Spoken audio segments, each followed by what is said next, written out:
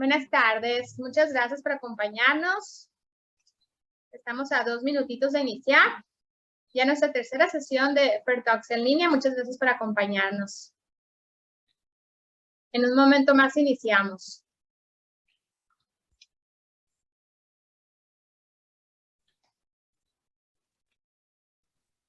Bienvenidos a todos.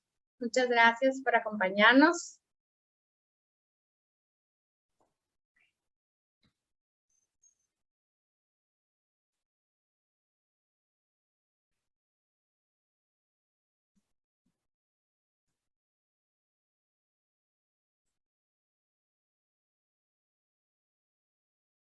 Muy bien.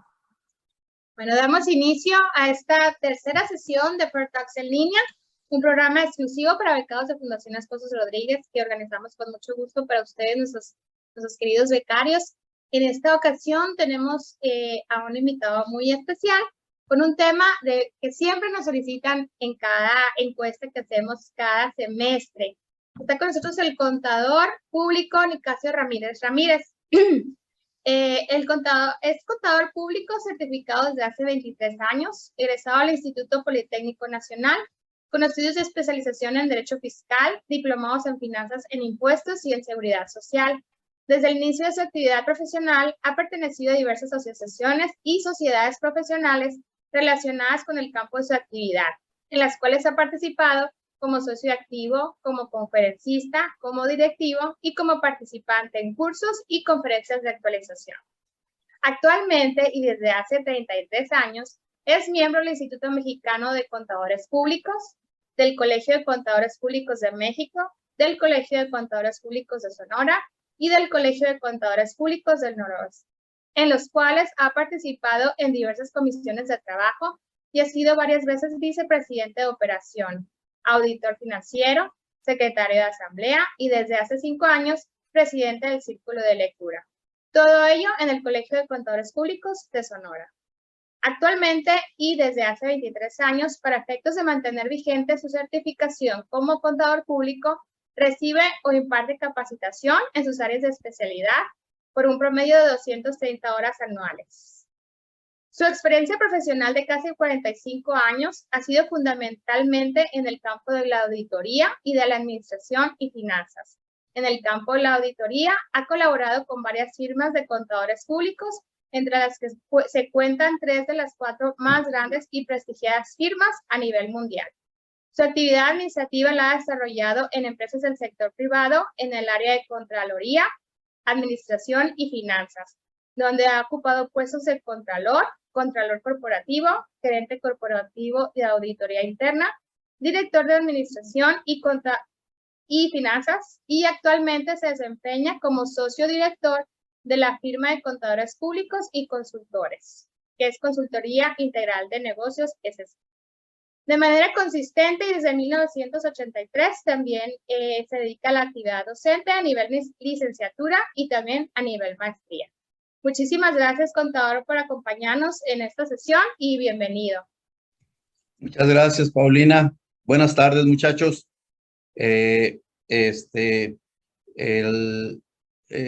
Agradezco primeramente a la Fundación Esposos Rodríguez la invitación que me hiciera para darles esta plática y sobre todo es de resaltar el esfuerzo que la Fundación hace para dar capacitación en aspectos importantes de la formación de cualquier profesionista. Me entiendo, me dice Paulina, que el promedio de edad de ustedes oscila entre los 18 y 22 años, así es de que, bueno, pues estaremos platicando un poquito de este tema que es finanzas personales y o familiares. Es lo mismo, las finanzas personales o familiares son lo mismo. Los únicos 2 tipos de finanzas que existen es finanzas personales o finanzas corporativas. Las finanzas corporativas son las que pertenecen a la actividad de las empresas, de las sociedades o de los negocios. Las finanzas personales son, como su nombre lo dice, las que manejamos las personas y cuando se habla de personas, pues se habla de un núcleo familiar y por eso le llamamos finanzas personales o familiares. Muy bien.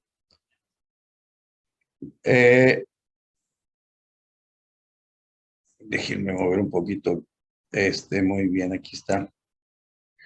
Bien, De finanzas personales, las finanzas personales, muchachos, técnicamente hablando, es la administración de los recursos financieros. ¿Cuáles son los recursos financieros? Pues los recursos financieros son los que poseemos es el efectivo, son los bienes, son los ingresos, y como recursos financieros, su destino hacia donde lo enfocamos es a donde la administración financiera busca la mayor eficiencia de dichos ingresos. Les diría, no sé, les diría que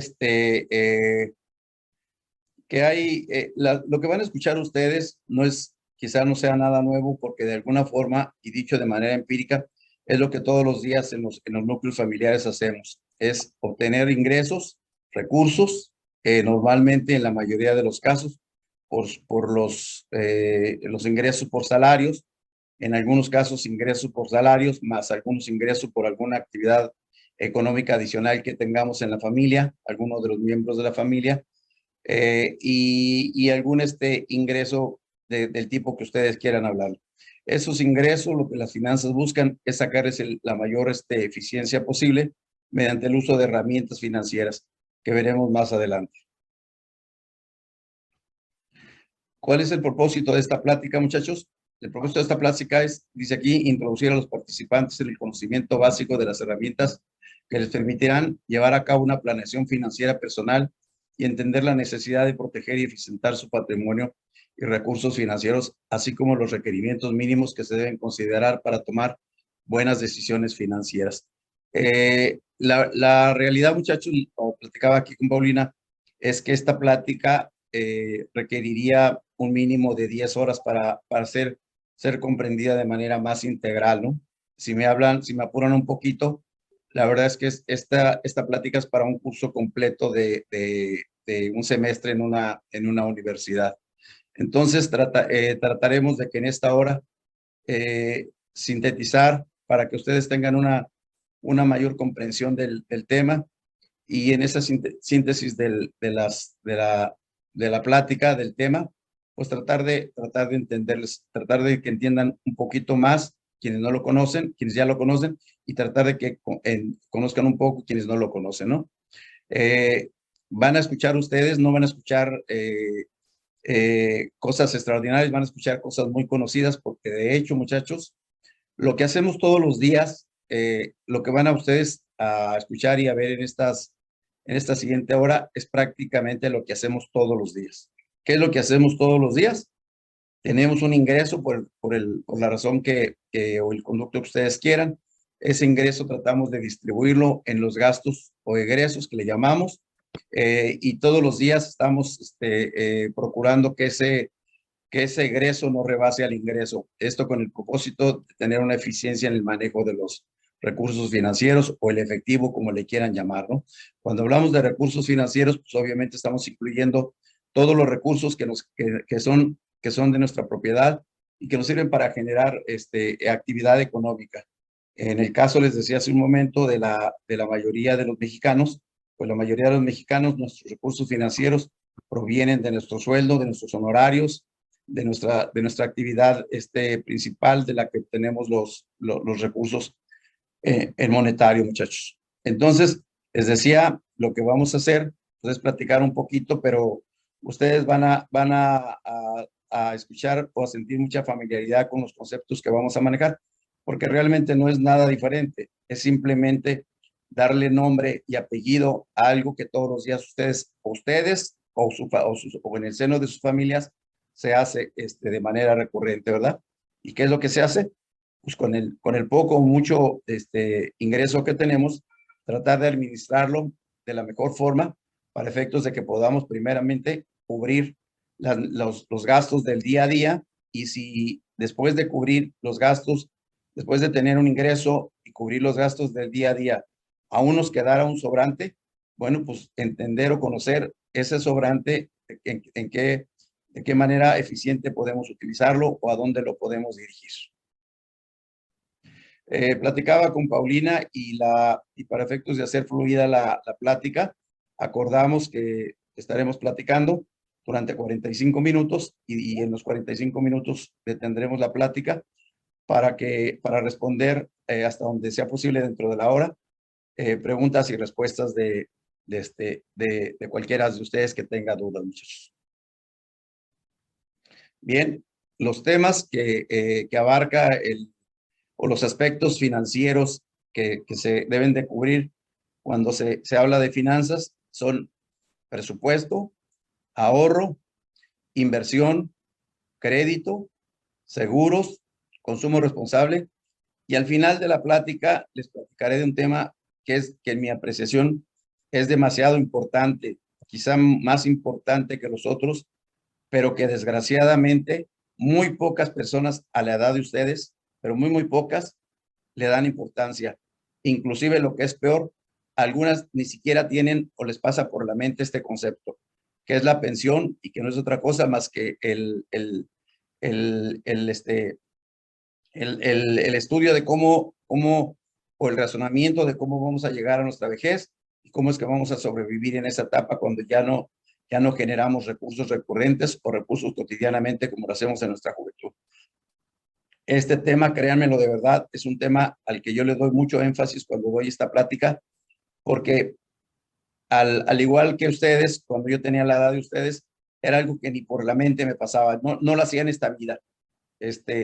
No le daba la menor importancia y lo que es peor, para mí ni existía, ¿no? Y es eso que llaman supervivencia para la vejez o la pensión. Bien, ese tema lo tocaremos al final. Empezaremos con el desarrollo de los temas, muchachos, que es el presupuesto. El presupuesto técnicamente está aquí en un concepto que les puse.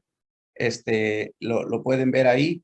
Les platicaré este presupuesto, muchachos, créanme de verdad, que es lo que ustedes o lo que sus padres o sus hermanos mayores o quienes en su hogar manejan los recursos financieros de ustedes. El presupuesto es la primera herramienta de las finanzas, muchachos. Sin un presupuesto es difícil que aspiremos a lograr eficiencia en el manejo y uso de los recursos financieros, muchachos. Un presupuesto es un documento, bueno, ustedes lean allí el concepto técnico, les platicaré. Un presupuesto es un documento. Por cierto, déjenme decirles que los conceptos que les voy a manejar aquí son exactamente igual a los mismos conceptos que se consideran o se contemplan en las corporaciones, en los negocios o en las empresas. Son exactamente los mismos. Obviamente, con un grado de mayor complejidad y más sofisticación en las empresas, por la variedad y la gama de proyectos de inversión, de proyectos de rentabilidad que se manejan ahí. Pero la verdad es que lo que hacemos en el hogar es lo que hacen las empresas. El inicio de una buena planeación para aspirar a eficientar los recursos financieros, muchachos, es un presupuesto. Y un presupuesto no es otra cosa más que una hoja de cálculo, una hoja de cuaderno, a donde ustedes al inicio de dicho presupuesto, este presupuesto lo pueden elaborar de manera semanal, quincenal, mensual o anual, como ustedes lo quieran ver, como sean las necesidades de cada quien. En el caso de las finanzas personales o familiares, por la mecánica y la disponibilidad con la que obtenemos los ingresos, normalmente los presupuestos deben ser utilizados y segregados o cortados en ciclos semanales, quincenales y mensuales. No más allá porque los ingresos que obtenemos nosotros los obtenemos en ese orden, en esa recurrencia, y es por eso que en el caso de las finanzas personales, así se tiene que elaborar el presupuesto. Un presupuesto es un documento donde se plasma el ingreso que se va a obtener. Y ese ingreso puede ser el ingreso de un miembro de la familia, de 2 miembros de la familia, de 3 miembros de la familia. Es un ingreso que tiene que ser realista en cuanto a su obtención, pues, o sea, no podemos presupuestar y poner que vamos a obtener, si mi sueldo es de 10,000 pesos mensuales y en mi trabajo me han prometido un bono de productividad de 3,000 pesos mensuales, yo no me atrevería a poner en mi presupuesto de ingreso los 3,000 pesos mensuales de bono, porque ese bono, en la mayoría de los casos, está sujeto a lo que su nombre dice, es un bono de productividad y tiene una contingencia. Esa contingencia es que lo puedo obtener o no lo puedo obtener. Bajo esa premisa, yo cuando pretendiera hacer mi presupuesto, solamente consideraría lo que es seguro que voy a obtener. Y lo que es seguro que voy a obtener es mi sueldo de 10,000 pesos. Si al final del mes obtengo los 3,000 pesos, yo les diría que esos 3,000 pesos se utilicen para ponerse como ingreso del siguiente mes, en todo caso, o de la siguiente quincena, pero no de la presente quincena, porque estarían cometiendo un error de cálculo y estarían corriendo el riesgo de presupuestar un ingreso de 13,000 pesos y consecuentemente proyectar gastos de 13,000 pesos en la contingencia de que puedan no obtener 3,000 pesos de ello. Entonces, ese es el presupuesto donde, insisto, se plasman los ingresos que se van a obtener. Después, abajo de ese presupuesto y de manera semanal, quincenal o mensual, como quieran hacer, van a plasmar los gastos que recurrentemente hacen ustedes. Ahí también es importante que los gastos sean lo más realistas, que sean conservadores, que no sean agresivos en el presupuesto de sus gastos. ¿A qué me refiero que sean conservadores y no agresivos? A que si el gasto real de ya comprobado, de una semana, de una quincena, en el caso de quien obtiene 10,000 pesos de ingreso, su gasto real son 9,300 pesos, eso es a lo que tienen que llegar. O sea, no pongan en su presupuesto un gasto real de 7,000 pesos porque estén pensando que probablemente no vayan a gastar en tal o cual cosa, cuando saben que de manera recurrente están teniendo ese gasto. Entonces ahí tienen que ser muy conservadores y muy realistas y poner ese ingreso menos los gastos, la lista de los gastos que recurrentemente necesitan o hacen, y al final de ese presupuesto les va a salir una cantidad abajo que puede ser en dos vertientes. Una vertiente que es un sobrante, en el ejemplo que les platico, si el presupuesto tiene un ingreso de 10,000 pesos de ingreso y nuestro presupuesto recurrente en una quincena es de 9, oscila, la verdad es que el presupuesto debe oscila entre 9,000 y 9,300 pesos, pues yo les diría o les aconsejaría, vámonos a lo conservador. ¿Qué es lo conservador? Pues pongan que su egreso va a ser de 9,300 pesos. Si al final del periodo, la quincena o semana o mes, realmente fueron eficientes en su uso o no hubo contingencias de gastos y el egreso fue de 9,000 pesos, bueno, qué bueno porque en ese orden de ideas tuvieron un presupuesto que indicaba un ingreso de 10,000 pesos y un egreso que en la realidad fue de 9,000 pesos. En ese caso, muchachos, ese presupuesto que ustedes elaboren les va a mostrar que en ese periodo, que ustedes quieran, tuvieron un remanente sobrante. En este caso, si fue el caso de que sus gastos fueran de 9,000 pesos, su remanente fue de 1,000 pesos. Esos 1,000 pesos, muchachos, es lo que se conoce como sobrante, y esos 1,000 pesos es lo que hay que, las finanzas contempla uno de los puntos anteriormente mencionados que les dije que era el de inversiones. Esos 1,000 pesos, muchachos, tienen que buscar la mejor forma de invertirlos, porque si no los invierten y los dejan inmóviles, esos 1,000 pesos van a ir perdiendo poder adquisitivo. Y lo que con esos 1,000 pesos podrían comprar en este momento, ya no lo van a poder comprar dentro de un mes, sobre todo en estas épocas de alta inflación que estamos viviendo, muchachos. Esto es el uso del presupuesto, y esta es la herramienta básica y herramienta de partida en las finanzas, muchachos. ¿Cuál es la utilidad del presupuesto? Determinar los ingresos, como ya se los dije, conocer nuestros gastos, sobre todo eso, estar conscientes de conocer nuestros gastos de manera recurrente. Es increíble, pero les voy a decir algo drástico. Del 100% de las familias en México que sus ingresos son por sueldos y salarios del jefe de la familia o de los miembros de la familia, muy poca gente, les diré que solo el 5% de ese universo utilizan los presupuestos. El no utilizar los presupuestos, muchachos, nos lleva a no conocer cuánto gastamos y en qué lo gastamos. Y en la medida que no conozcamos cuánto gastamos ni en qué lo gastamos, no podemos buscar tener eficiencia en las finanzas personales, muchachos. Otra utilidad del presupuesto es comprar de manera racional. Cuando tenemos y conocemos cuál es nuestro gasto recurrente y en qué estamos gastando, podemos determinar y comprar de manera más racional y más efectiva. Podemos elegir también las mejores decisiones de compra. Pero esto no lo podemos hacer si no conocemos y si no sabemos en qué estamos gastando, muchachos. Ahorro. Este es otro de los aspectos de las finanzas. Les dije hace un momento, si ustedes tienen un ingreso de 10,000 pesos y gastan 9,000 pesos, ustedes estarán teniendo un ahorro de 1,000 pesos. Ese ahorro es destinar una parte sobrante de los ingresos, esos 1,000 pesos en este caso, para ir creando un fondo que les permita enfrentar una emergencia o realizar un proyecto futuro. Ustedes saben, y esto creo que es un conocimiento universal, que hay contingencias en esta vida y esas contingencias no las conocemos y no las conocemos porque no sabemos cuándo van a ocurrir ni de qué magnitud van a ser ni qué tipo de contingencia va a ser.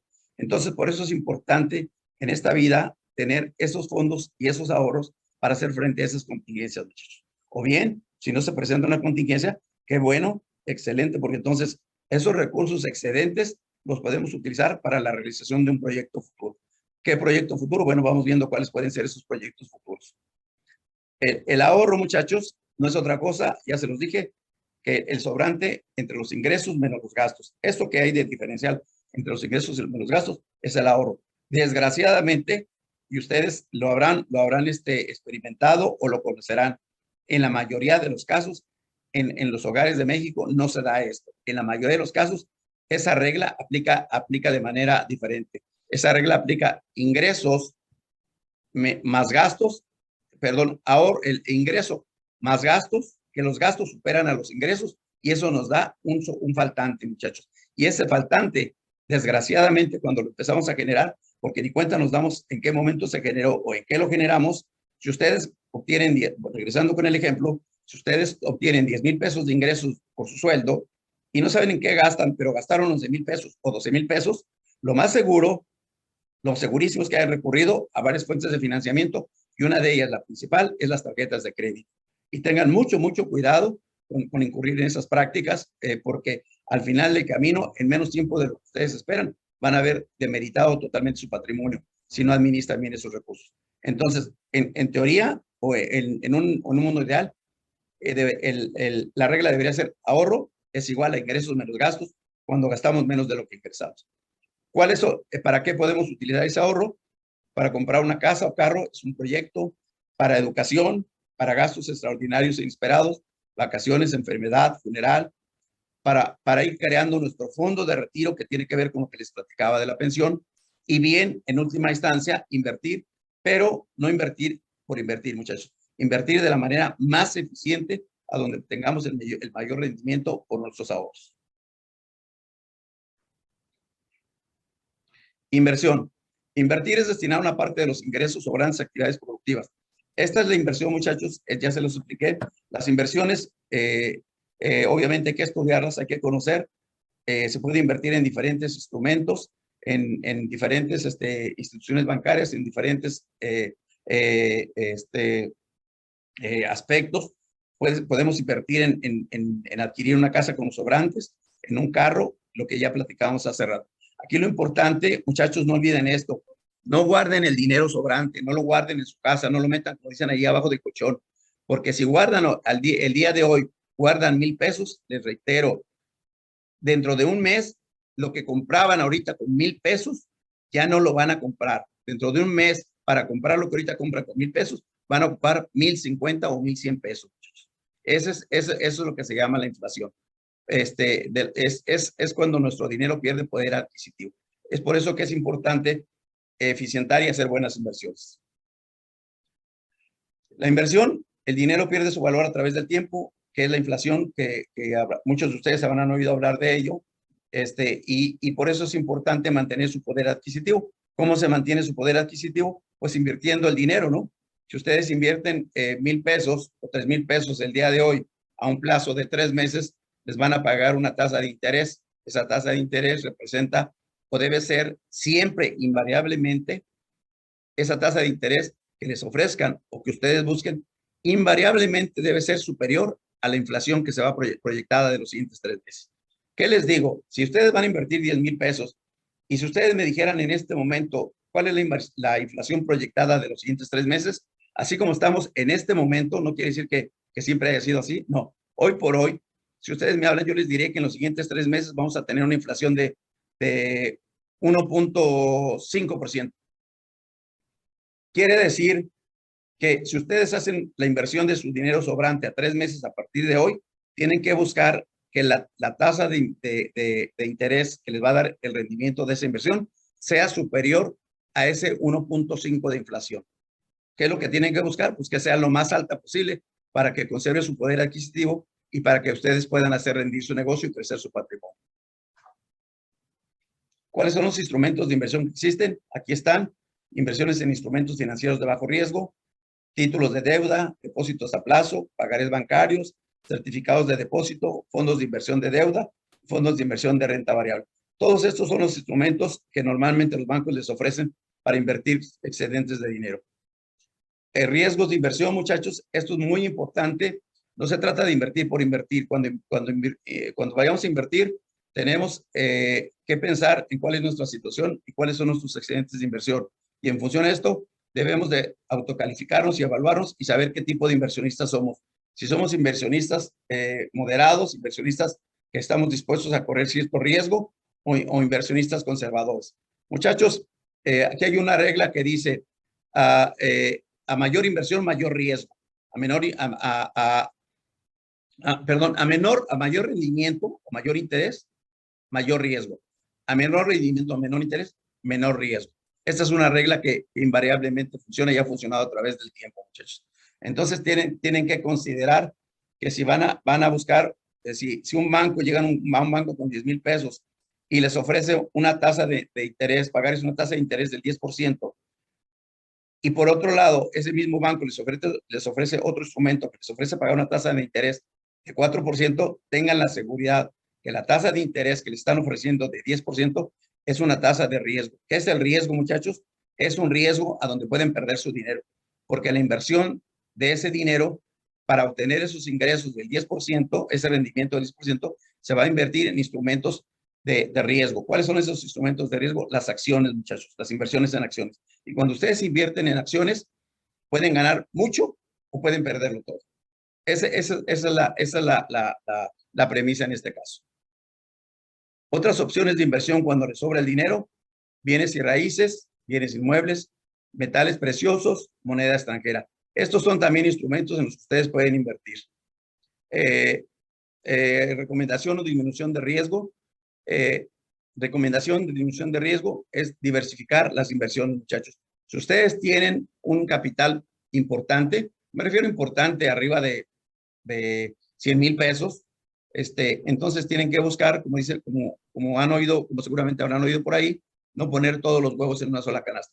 Pueden invertir esos 100,000 pesos y diversificarlos en instrumentos de alto riesgo, instrumentos moderados, instrumentos de bajo riesgo. Eso les permitirá cubrirse cuando menos o tratar de evitar una contingencia, muchachos, en la diversificación de los riesgos. Les quiero decir algo importante aquí, muchachos, muy, muy importante. Ustedes que tienen la edad que tienen. Una vez en una plática me preguntaba alguien: oiga, maestro, ¿cuál es el mejor instrumento de inversión para invertir los sobrantes? Y les contesté algo que es una regla en esta vida, muchachos. A la edad que tienen ustedes, muchachos, ustedes tienen entre 18 y 22 años. Ustedes, hasta que tengan, si ustedes tuvieran sobrantes de dinero y me hicieran esa pregunta, yo les contestaría: desde ahorita y hasta los 50 años, muchachos, métanse inversiones de riesgo. ¿Cuáles son las inversiones de riesgo? Las inversiones donde ustedes manejen un propio negocio, inviertan en un propio negocio. Es cuando ustedes tienen fuerza, tienen los ánimos y tienen la capacidad mental y física para sacar el mayor rendimiento de eso. Me queda claro, muchachos, no hay ninguna inversión más segura, perdón, no hay ninguna inversión más rentable que la de iniciar un negocio, muchachos. Es la inversión más rentable, pero también es la inversión de mayor riesgo. Sin embargo, les voy a decir algo: ese riesgo lo controlan ustedes. Ustedes son los que deciden el grado de riesgo que van a correr ahí. Créanmelo de veras. Y si ustedes saben manejar bien esa inversión de un negocio propio, créanme que esa inversión, solo para que tengan una idea, si ustedes ahorita llevan su dinero a un banco, el interés máximo que ahorita un banco les puede dar es entre 8 y 10%. No hay más. no hay más. Tengan cuidado con llevar sus dineros a esas cajas de ahorro que anuncian mucho por ahí. Tengan mucho cuidado. Les decía, si ustedes llevan a un banco lo máximo que les va a ofrecer en este momento es 8 o 10% de interés. No les van a ofrecer más. En cambio, si ustedes generan un negocio y dependiendo del tipo de negocio y de giro del negocio, muchachos, ustedes pueden obtener anualmente ese interés que les dije, del 10% es un interés anual. Si ustedes invierten en un negocio, créanme que ustedes en un negocio pueden invertir, pueden tener una inversión mínima de 25 a 30%, mínima. Pero hay negocios que les dejan al año un rendimiento de 60 a 70%. Y si me apuran un poquito, hay negocios, muchachos, dependiendo del tipo de negocio y la eficiencia con la que se maneje, que les dejan rendimientos de 200 y 300% anual. Y es por eso que les decía, en mi opinión, la inversión a donde ustedes tienen control, a donde ustedes deciden, es la inversión en un propio negocio. Crédito es otra de las facetas de las finanzas, muchachos. El crédito, como dice aquí, es un préstamo de dinero por tiempo determinado que normalmente otorga una institución financiera con el compromiso de que en el futuro el cliente devolverá dicho préstamo, más un interés adicional.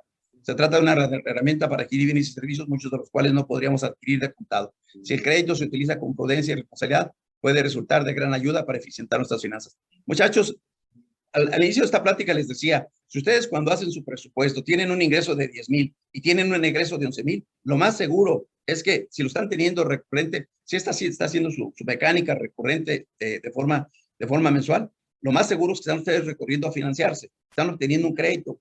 Y ese crédito, la forma más sencilla en que ustedes pueden acceder a ese crédito es mediante las tarjetas de crédito. ¿Saben ustedes cuál es el interés que está cobrando ahorita un banco por una tarjeta de crédito a personas como ustedes que van a iniciar una actividad económica? Bueno, les dan la tarjeta de crédito con mucha facilidad. El costo del interés de esa tarjeta de crédito, muchachos, las que les darían a ustedes, no va a ser menor entre 35 y 40% el costo de interés. Entonces, si ustedes comparan que si ustedes llevan su dinero a un banco y el banco, el máximo interés que les va a dar por una inversión que ustedes hagan, y es una inversión de alto riesgo, es 10%, y el banco les presta a ustedes dinero mediante un instrumento que es el más común, que es la tarjeta de crédito, y les cobra mínimo entre 35 y 40, pero sé de casos a donde ese interés es hasta del 65%. Entonces, ¿dónde está el negocio? ¿Dónde está el beneficio?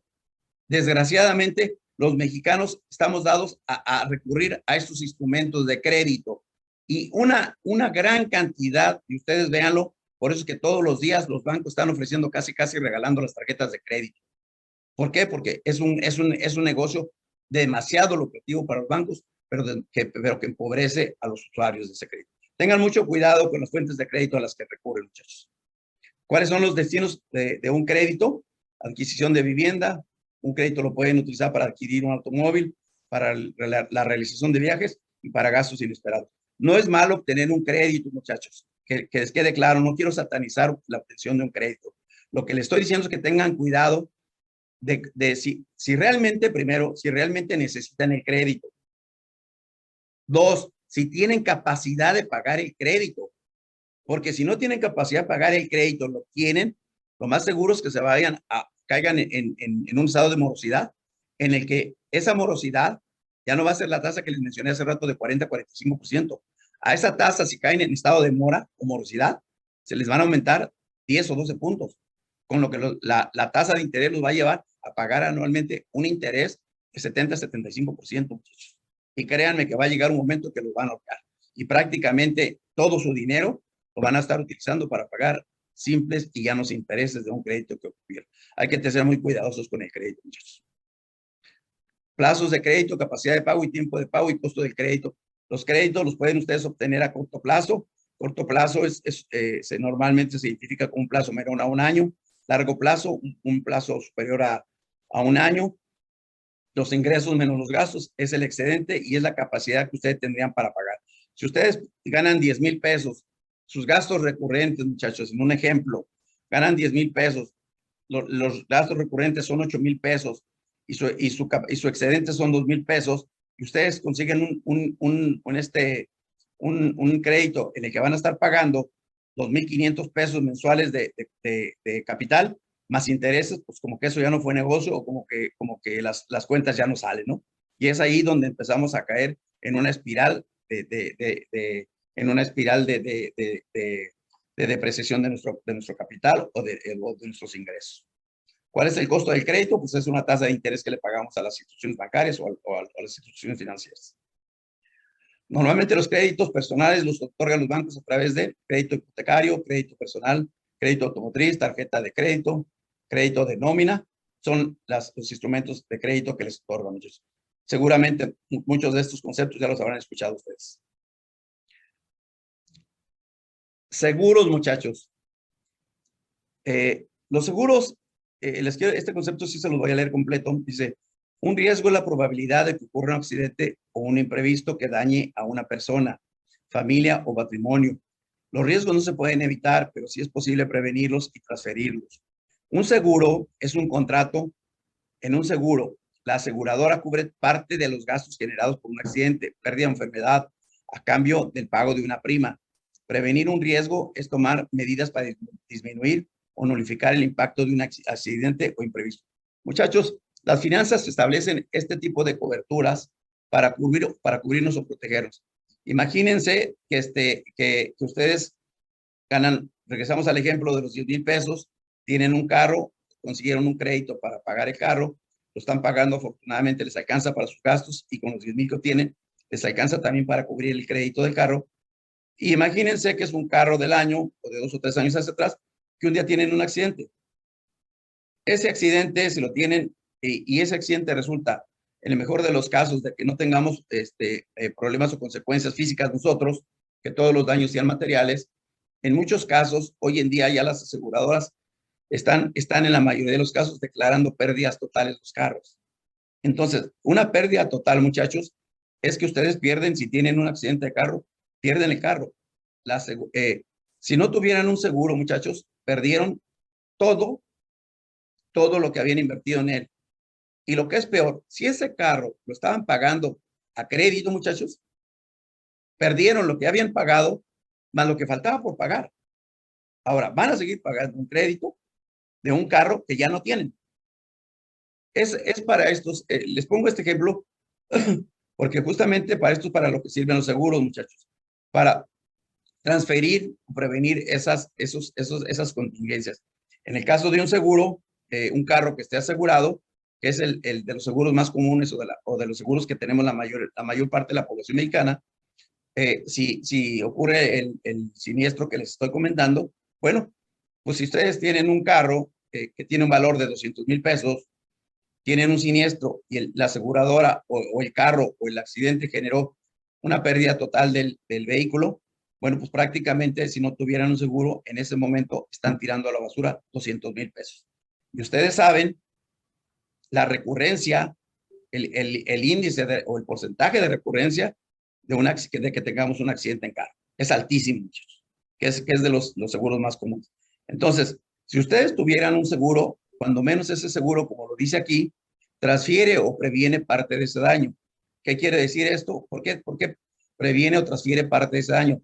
Porque si fuera el mismo ejemplo de que tuvieron ustedes un automóvil, un carro de 200,000 pesos, tienen un accidente o una contingencia, el carro es pérdida total y lo tienen asegurado, bueno, pues entonces la aseguradora les va a cubrir una cantidad, un precio de un valor al que tienen tasado, cotizado ese carro. Les aclaro, jamás les va a cubrir el valor de mercado de ese carro. Si ese carro en el mercado valía 200,000 pesos, lo más seguro es que la aseguradora les venga cubriendo una cantidad de máximo de 160,000 pesos, no más. ¿Esto qué quiere decir? Que ustedes perderán por el simple accidente 40,000 pesos, pero bueno, entenderán que el haber tenido un seguro, una cobertura, hizo la diferencia entre que perdieran 200,000 pesos y perdieran nada más 140,000 pesos. Entonces, esta es la importancia de los seguros, muchachos. Y por eso es que en la vida tenemos que evaluar qué aspectos son los que tenemos que asegurar. ¿Qué es lo que aseguramos? Características y tipos de seguro. Protección contra una eventualidad, reducción de su impacto, se los dije. Costo del seguro, ¿cuál es el costo del seguro? Ustedes tienen que pagar lo que se llama una prima de seguro. Esa prima de seguro se paga anualmente, pero ustedes pueden convenir con el seguro, pagarla de manera mensual. Si ustedes aseguran ese carro de 200,000 pesos, la aseguradora les va a decir, tu prima anual por el seguro de ese carro va a ser de 12,000 pesos. Y de esos 12,000 pesos me los puedes pagar en una sola exhibición, me los puedes pagar semestralmente, o me los puedes pagar trimestralmente, o me los puedes pagar mensualmente. Nosotros somos quienes decidimos cómo hacemos el pago de esa prima. Y con eso queda cubierto. Ese es el costo de tener esa cobertura de seguro. ¿Cuáles son el tipo de seguros que normalmente tenemos o que contratamos las personas físicas o en las familias? Es seguro de automóvil, seguro de vivienda. Podemos asegurar nuestra vivienda, para quien no lo sabía, muchachos. La vivienda con todos los muebles, con los inmuebles que hay dentro de ella. Podemos contratar un seguro de gastos médicos también, que es el que nos cubre una eventualidad de una enfermedad o una cirugía que requiramos. Si una cirugía, tenemos un seguro de gastos médicos y requerimos una cirugía en un hospital privado y cuesta $1,000,000 de pesos, el seguro de gastos médicos nos va a cubrir más o menos el 70-80% de eso, de ese seguro. Depende de la cobertura que se contrate, porque hay seguros que cubren un porcentaje mayor, pero jamás van a cubrir el total. Están los seguros de vida, igual, eso se refiere a los seguros de vida. Cuando fallecemos, podemos comprar un seguro de vida para nosotros, para nuestro cónyuge, para nuestros hijos, y podemos designar beneficiarios en caso de una contingencia. Y, por si no lo saben, también en México se puede contratar un seguro de desempleo. Este seguro es, si ustedes, en la contingencia, todos tenemos, quienes trabajamos bajo la percepción de un salario, tenemos la contingencia de ser despedidos o de sufrir un accidente y dejar de percibir ese ingreso que recurrentemente percibimos y que nos sirve para el mantenimiento de nuestros hogares, de nuestras familias. Entonces, para cubrir esa probable contingencia, podemos contratar un seguro de desempleo. Reitero, todos estos seguros tienen un costo que se llama una prima de seguro, que es un costo que pagamos por tener este seguro.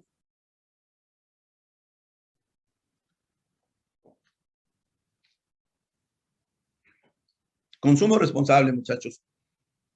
Dentro de las finanzas, cuando les dije al principio de esta plática, preparamos nuestro presupuesto, es nuestro presupuesto de ingresos y nuestro presupuesto de egresos.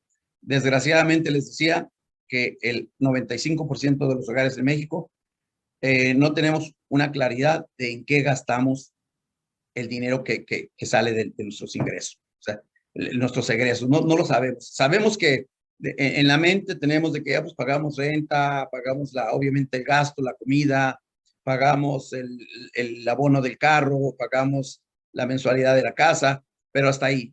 Pero si hacemos una lista, muchachos, detallada de los gastos que se generan en una familia o que genera una persona, nos vamos a encontrar al mínimo 15 o 20 conceptos de gasto recurrente. Eso sin considerar los gastos extraordinarios o contingentes.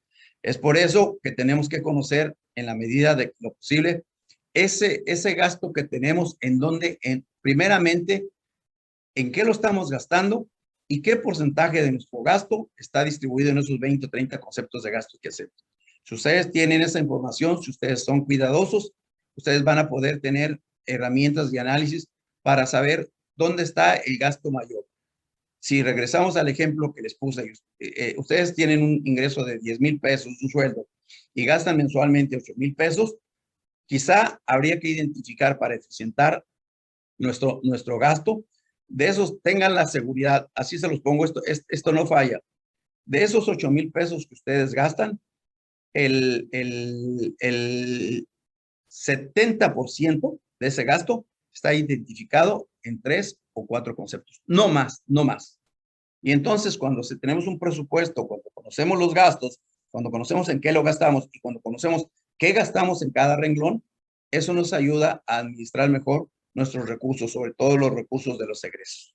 En la medida que no tengamos esa información, que no sepamos en qué estamos gastando, cuánto estamos gastando, pues no vamos a poder administrar y eficientar nuestras finanzas o dicho en otras palabras, los gastos que tenemos, muchachos.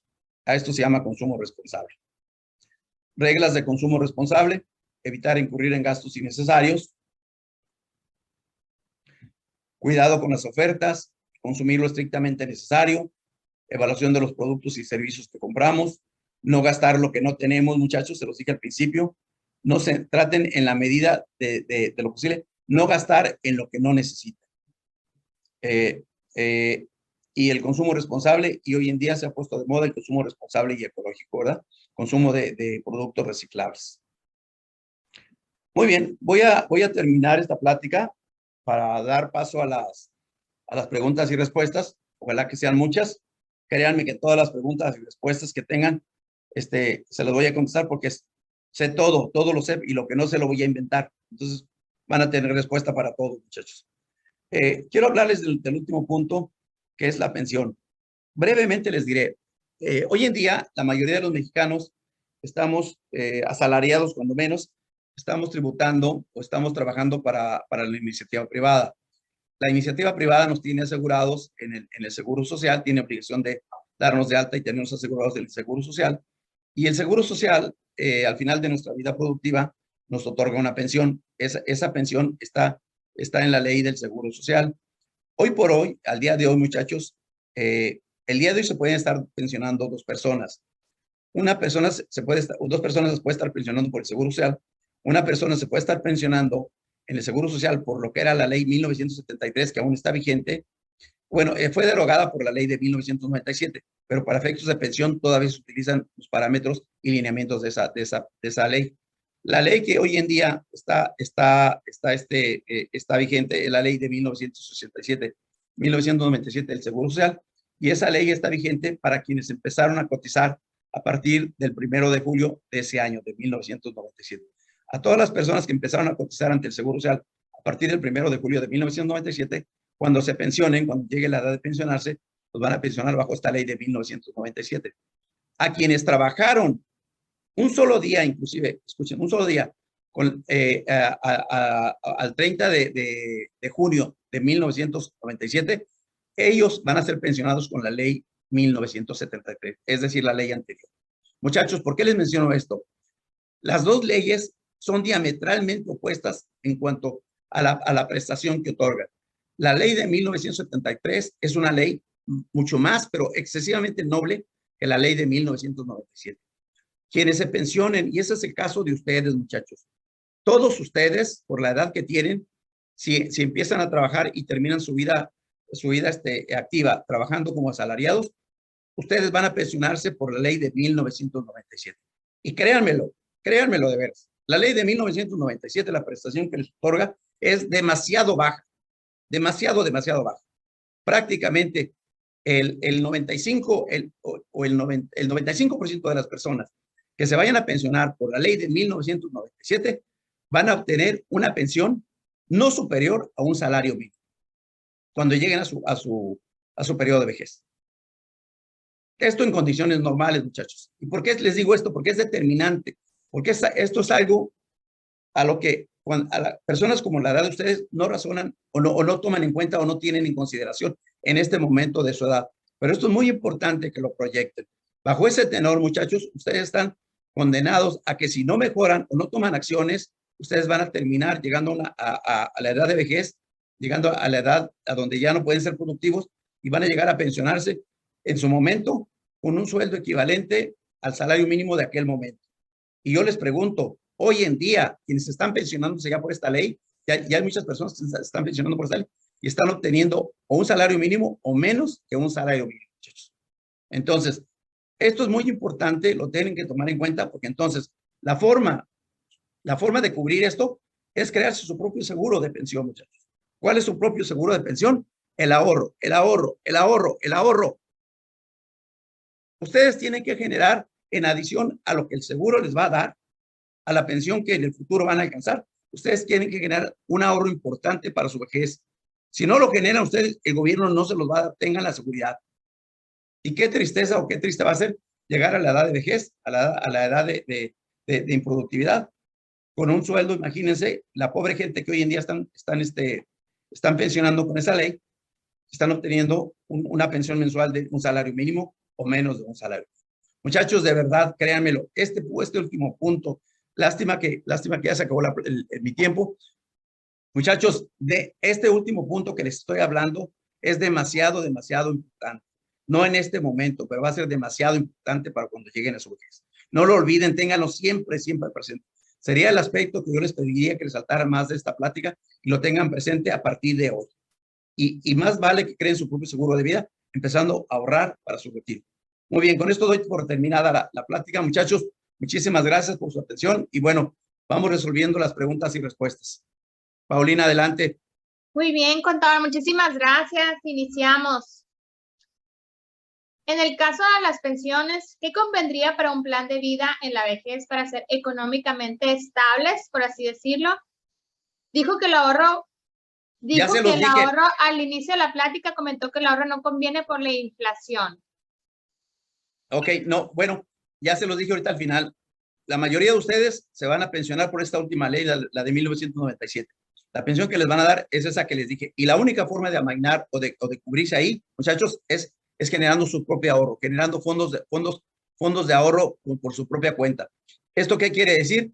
Que de la parte de su sueldo que ustedes empiecen a devengar cuando ese sea el caso, empezar a ahorrarlo de manera recurrente y disciplinada y ahorrar lo más posible y ahorrarlo y a invertirlo de la mejor forma, muchachos. Es la única forma, no hay otra. Una o dos, creen su propio fondo de pensión mediante la creación de un negocio. Hagan un negocio, generen un negocio y que ese negocio les dé el dinero suficiente para que vivan con holgura en su vejez, no solo en su vejez, sino que vivan con holgura en su juventud. Muchas gracias. Fátima, yo ya tenía pensado sacar una tarjeta de banco por lo que mis amigos me comentaban, pero su plática me ayuda muchísimo a saber un poco más acerca del tema. Muchas gracias. Fátima, te quiero decir una cosa. No es malo tener una tarjeta de crédito, no es un delito. Lo malo es manejarla de manera irresponsable.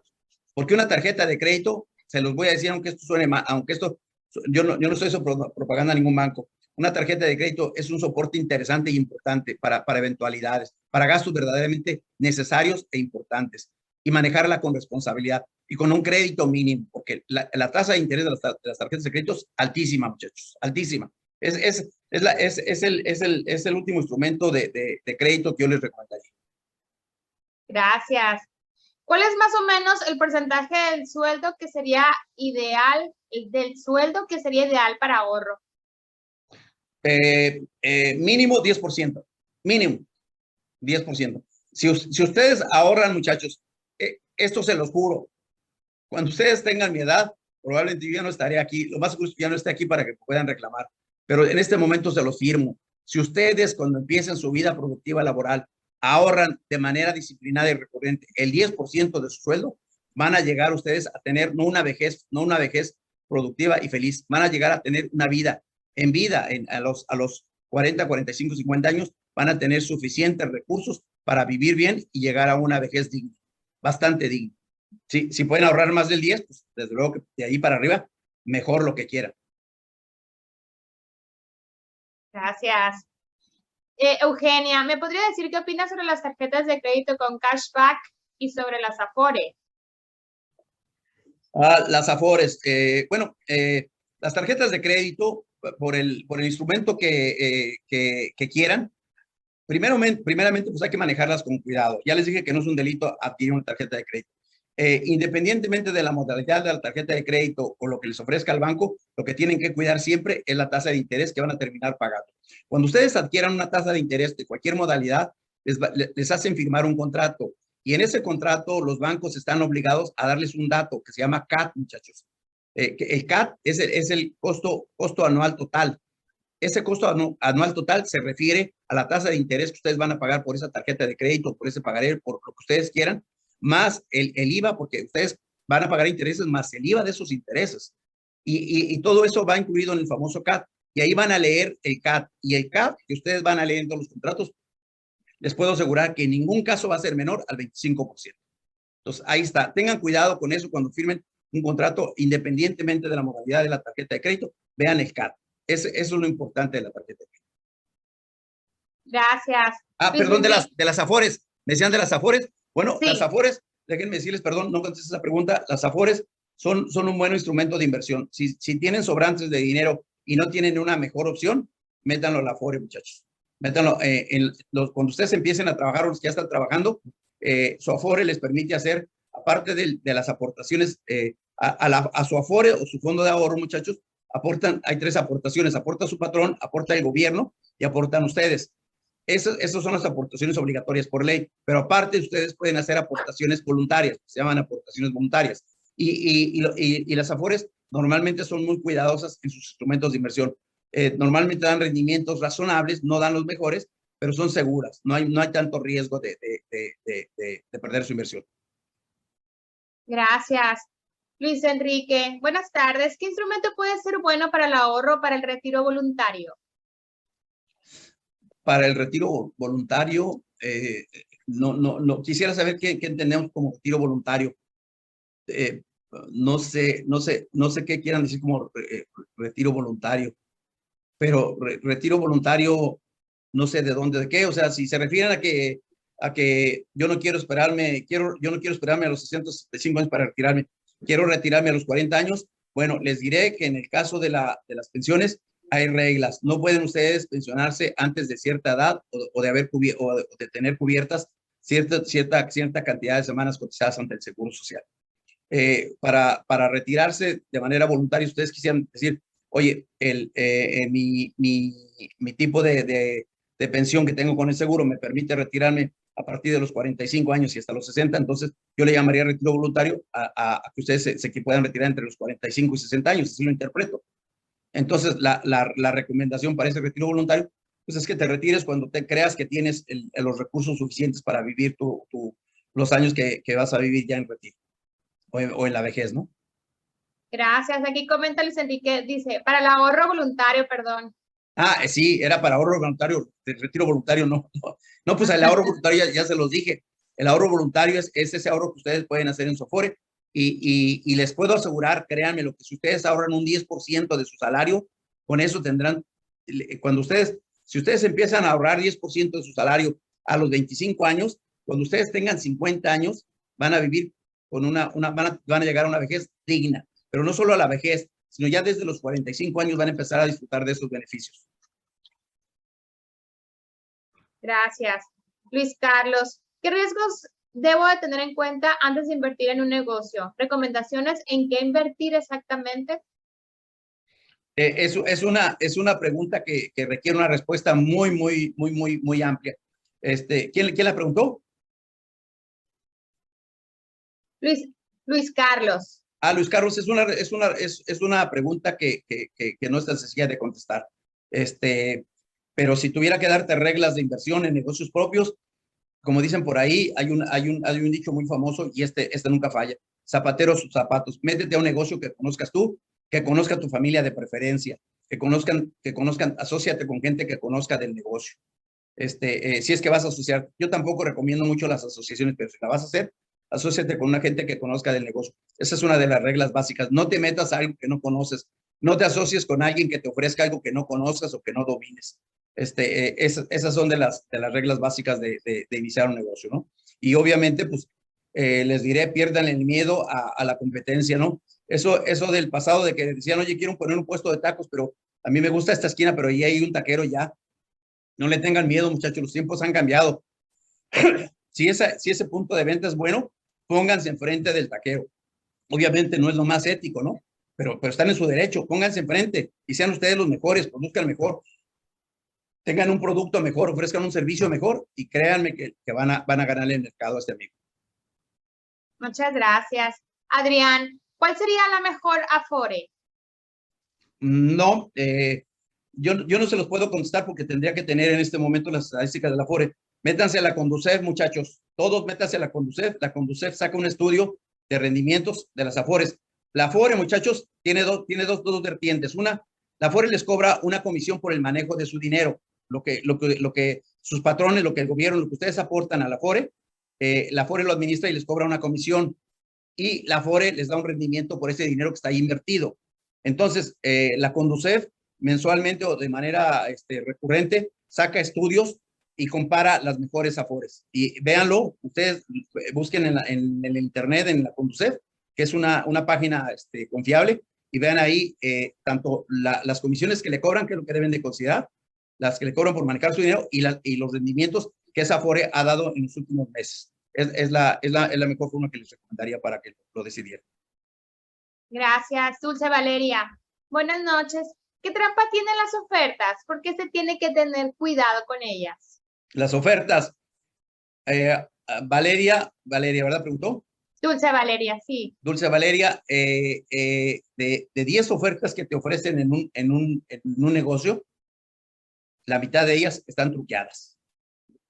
O sea, están truqueadas de diferentes formas. Me requeriría aquí una media hora para explicártelo, pero entra a internet y busca ahí trucos trucos de las ofertas y vas a darte cuenta de todas las ofertas, todos los trucos a los que recurren los negociantes para sacar ofertas. Al final de cuentas, las ofertas a veces resultan siendo no tan ofertas, ¿no? Búscalo ahí en internet, vas a ver y te vas a sorprender y te vas a identificar con algunos de esos conceptos, vas a ver. Gracias. Esna Marisol, he visto que la mejor forma de invertir es en acciones de empresas. ¿Qué opina usted de eso? Sí, claro, no es la mejor forma de invertir. Si no hay otra forma, la mejor forma de invertir no es esa. Les dije hace rato que la mejor forma de invertir es en un negocio propio. Esa es la mejor forma de invertir.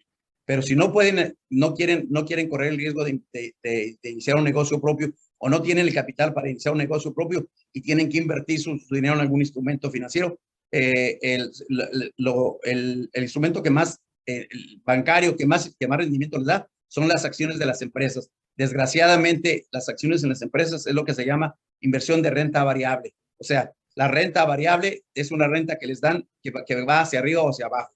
Que si ustedes invierten hoy 10,000 pesos, ustedes con esos 10,000 pesos estarían comprando, hagan de cuenta, 3,000 acciones de una empresa. Y esa es su inversión. Esas acciones de esa empresa mañana, bueno, les voy a poner el ejemplo. Si compran 1,000 pesos de acciones y cada acción cuesta $1, estarían comprando 1,000 acciones. Esas acciones las compraron hoy a $1 con un valor de 1,000 pesos. Esas acciones el día de mañana pueden valer 80 centavos cada acción, no $1. O el día de mañana pueden valer 1.20, o pueden valer 1.50, o pueden valer 60 centavos. Ese es el riesgo de invertir en acciones. Desgraciadamente, les dije hace rato, una regla es a mayor rendimiento, mayor riesgo, ¿no? A menor rendimiento, menor riesgo. Ese es el riesgo de invertir en acciones, que pueden llegar a perder todo su dinero. Esto, escúchenlo bien, qué bueno que hicieron esa pregunta, esto es importante. Hoy en día hay gentes que pierden millones y millones de pesos por haber invertido en acciones, lo pierden todo. Es difícil que ocurra eso, ¿no? Pero puede ocurrir, sobre todo cuando hay empresas que hacen fraudes y falsean su información financiera y tienen engañados a los inversionistas. Muy bien, muchas gracias, contador. Para finalizar, vamos a leer esta pregunta de Abril. ¿Algún libro de finanzas que nos recomiende leer? Hay muchos libros, ninguno en particular. Yo les recomendaría, hay libritos por ahí, de hecho en internet, si quieren compren libros, pero si no en internet van a encontrar infinidad de artículos, de documentales sobre finanzas. Empiecen por leer de manera divertida algo que se llama Finanzas para Principiantes. Van a entender, van a introducirse un poco más en las finanzas de manera amable, de manera agradable y de manera graciosa. Y a partir de ahí, pues ya ustedes mismos van a ir sopesando y van a ir leyendo textos de más complejidad. Pero empiecen a leer Finanzas para Principiantes. En internet hay infinidad de artículos. Muy bien. Pues muchísimas gracias al contador Nicasio Ramírez, que nos acompañó el día de hoy en la plática de finanzas personales y familiares. Muchísimas gracias, contador, por acompañarnos y aceptar nuestra invitación. Y a todos los becarios que nos acompañaron en esta edición, muchísimas gracias. Les deseamos a todos muy buenas noches. Muchachos, me dio mucho gusto estar con ustedes a esta hora. Y bueno, ojalá que en un futuro volvamos a coincidir con una plática con un mayor tiempo para entrar a temas más específicos. Muchas gracias por su atención. Claro que sí, contador. Muchas gracias. Buenas noches a todos. Hasta luego.